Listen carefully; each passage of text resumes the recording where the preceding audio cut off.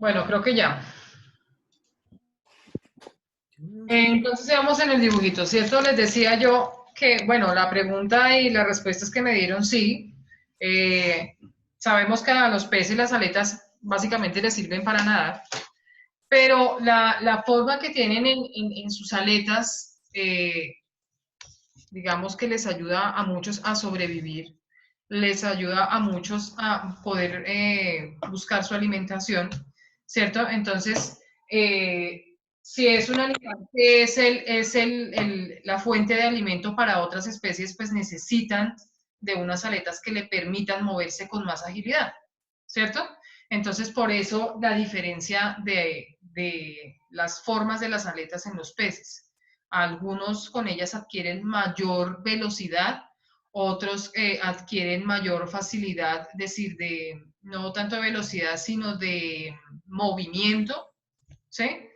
Y así con todos los tipos de aletas que pueden existir y de tamaños, ¿no? Y de formas que pueden existir si estamos hablando de los peces. ¿Listo? Y lo mismo pasa con especies terrestres.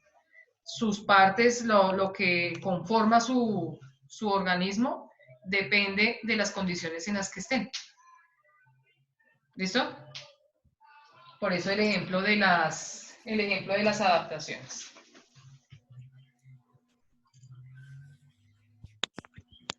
Profe, ¿qué dice la primera letra? En la primera aleta lanceolada.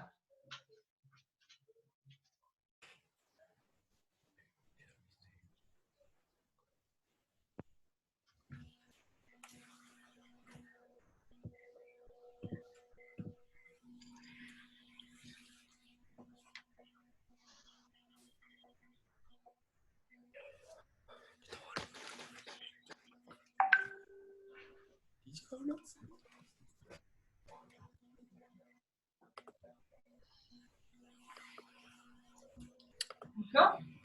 ¿Qué dice en la segunda, profe? Aleta redondeada. La que sigue es aleta de lira. Y la última se llama aleta truncada. ¿Truncada?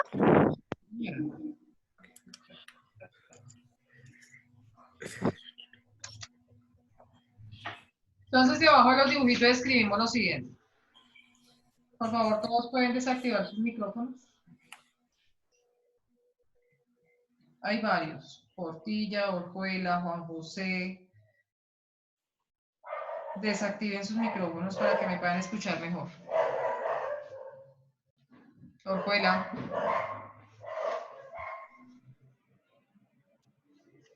Bueno, entonces debajo escriban lo siguiente. Las adaptaciones estructurales involucran cambios. Profe, qué pena, ¿la qué? Las adaptaciones estructurales involucran cambios o modificaciones. Involucran cambios o modificaciones. Profe, qué pena, es que estaba ayudándola a hacer una cosa más. ¿Será que me puedes dictar de nuevo?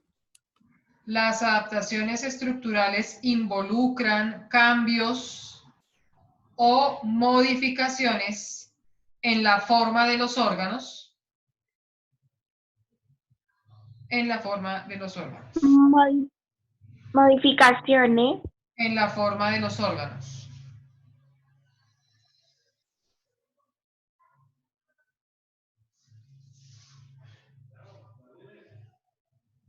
Por ejemplo, dos puntos. Por ejemplo, dos puntos.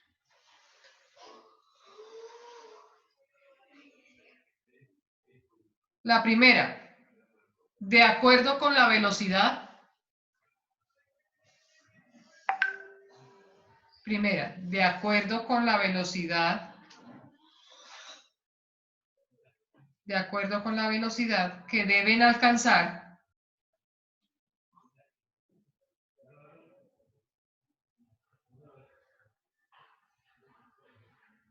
para capturar a sus presas.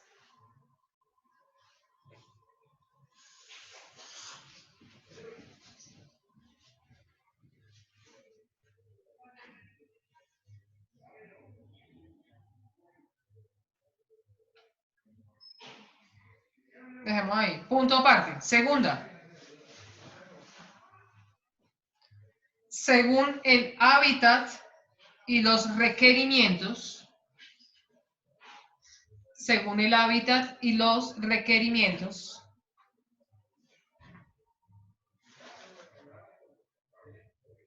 ¿Y los? y los requerimientos de desplazamiento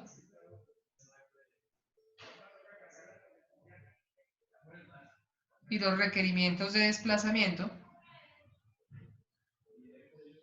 coma, los animales han modificado sus extremidades. Los animales han modificado sus extremidades.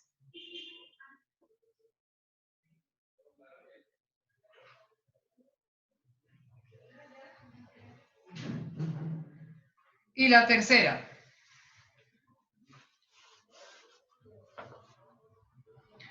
Tercera, el color es una adaptación. El color es una adaptación muy importante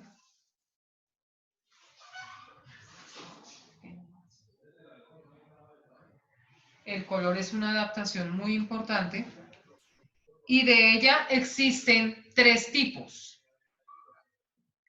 Y de ella existen tres tipos. Protectora, coma,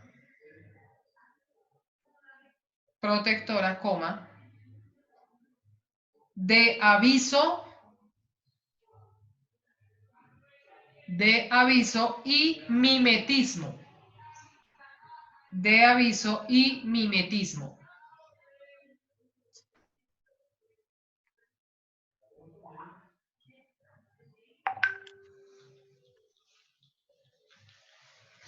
¿Listo? Entonces, para resumir algo lo que acabamos de explicar.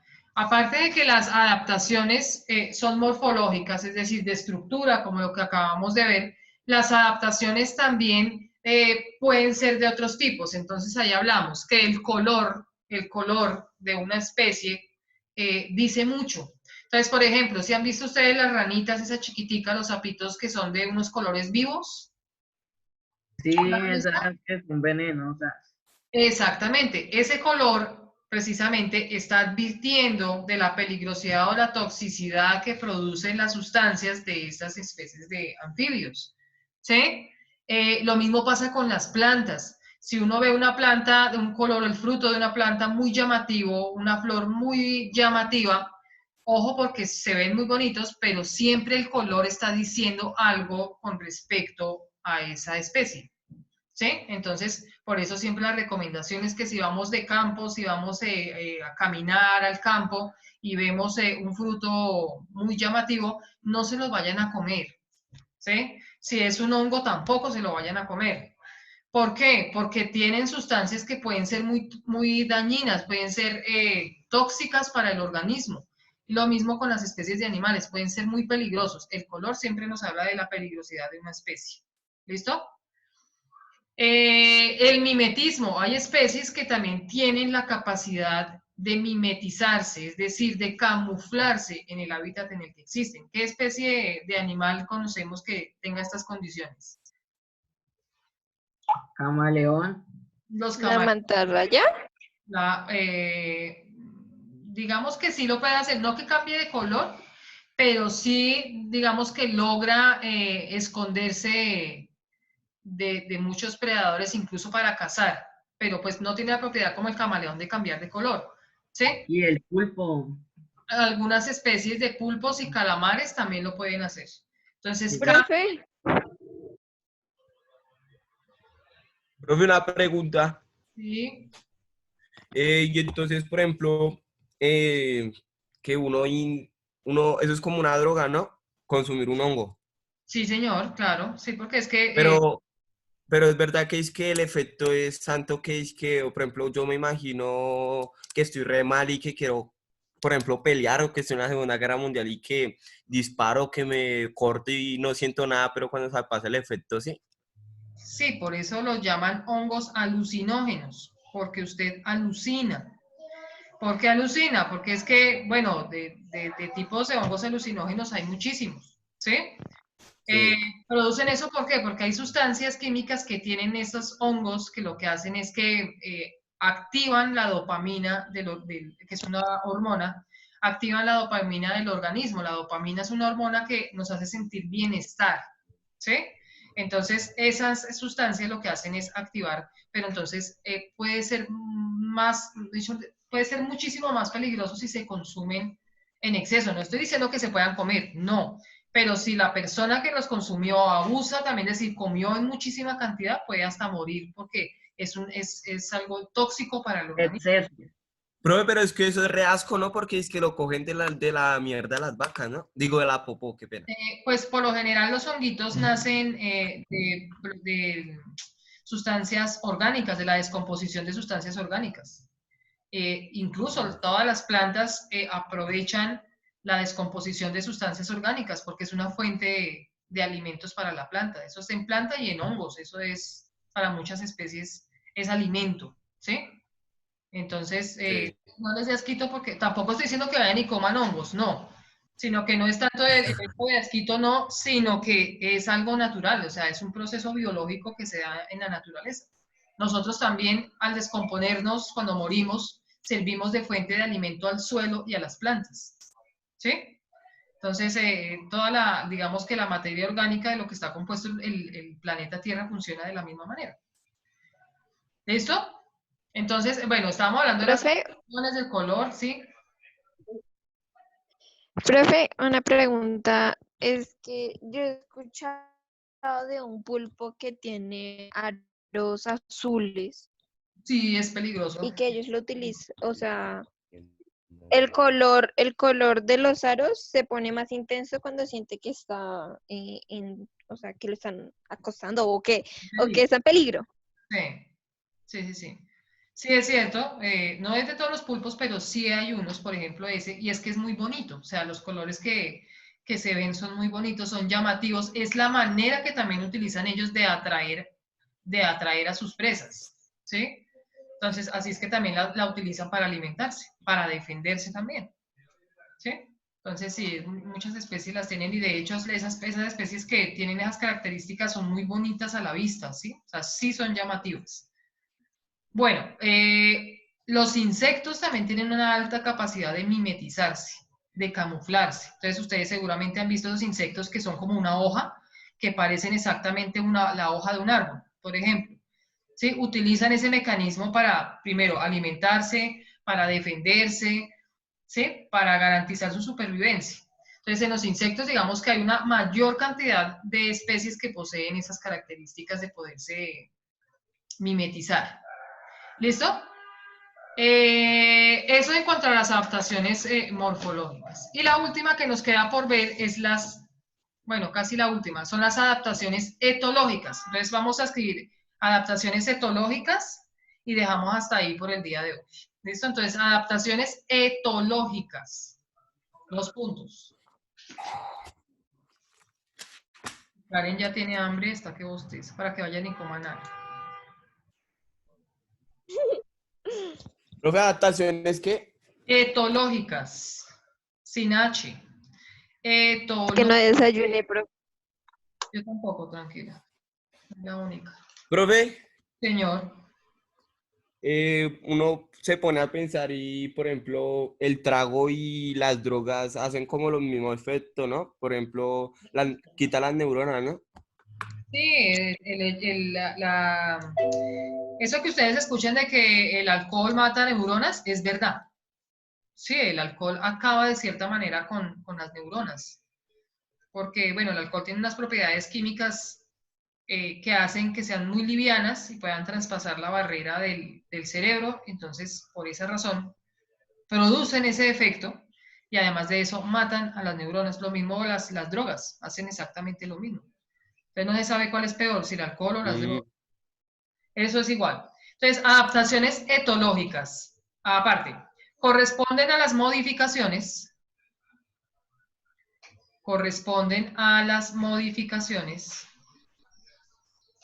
¿Será que Jaime sí está ahí? ¿Será que Johan sí está ahí? ¿Andrea estará ahí? Sarán, Sí, profe, estoy de acuerdo. Ana María, Felipe. Sí, profe, es que tuve un inconveniente y tuve que apagar la cámara. Profe, ¿corresponden a qué? Qué pena. Corresponden a las modificaciones que los organismos hacen. Corresponden a las modificaciones que los organismos hacen en su comportamiento,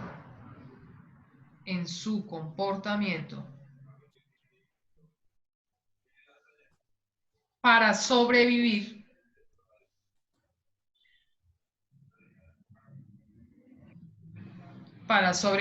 y desempeñarse mejor en su hábitat. Para sobrevivir y desempeñarse mejor en su hábitat. Ejemplos.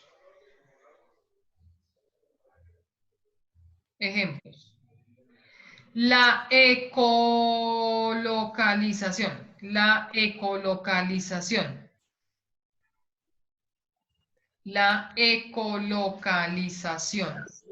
Profe. Ejemplo, la ecolocalización. Ecolocalización. ¿La escribo en el primero? Sí, profe, mejor. Profe, una pregunta, esas no son las que son como una especie de ballena, pero tienen una frente muy grande.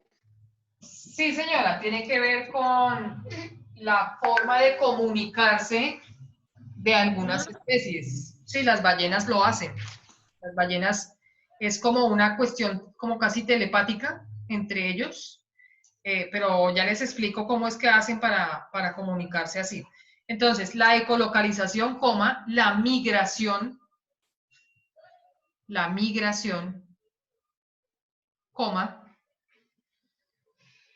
el aprendizaje y el cortejo. ¿Saben qué es cortejo? Claro. No, señora. Ah, ya no saben qué es Señora. cortejo. Pues cortejo es como seducir a la... Exacto. Ah, por eso digo que tienen que a saber la- que pasan en cortejo siempre y no van a saber qué es cortejo. No. Pues la parla es lo mismo. Exactamente, exacto. Un sinónimo no pudo haber dado Orjuela. Exactamente. Pero en sus animales, ¿no? Bueno. Entonces, lo que decía de sí, Valentina, de la ecolocalización es cierto. Sí. La ecolocalización es capacidad. Desactivé el micrófono.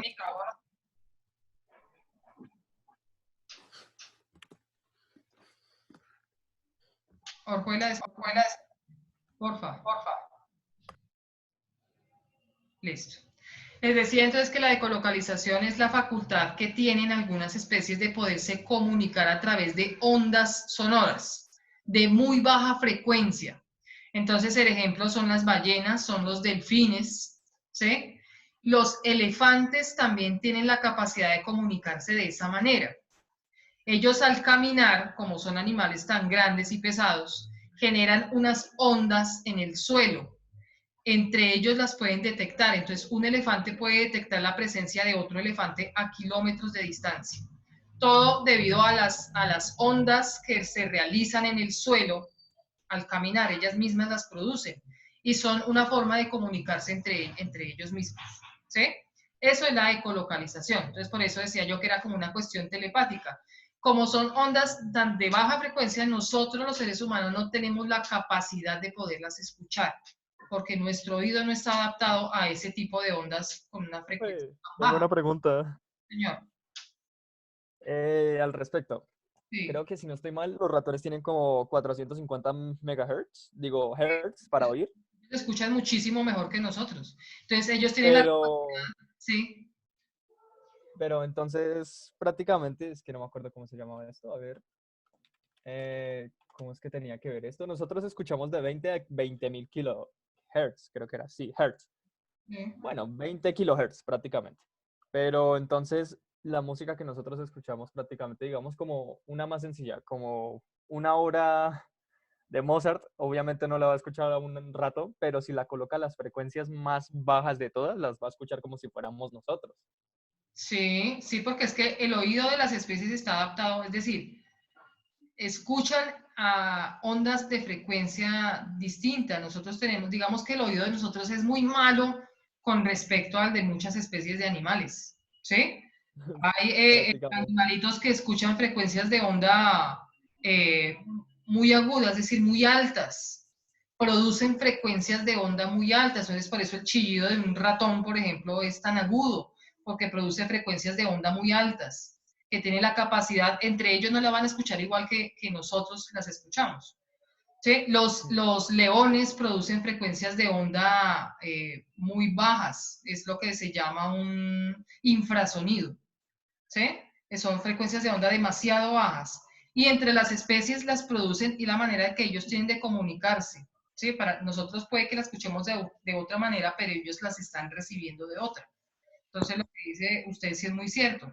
Nosotros somos la especie humana es uno de los oídos más, digamos que poco evolucionados que hay. ¿Sí? Los animales han desarrollado oídos muchísimo mejores debido a las condiciones en las que tienen que sobrevivir.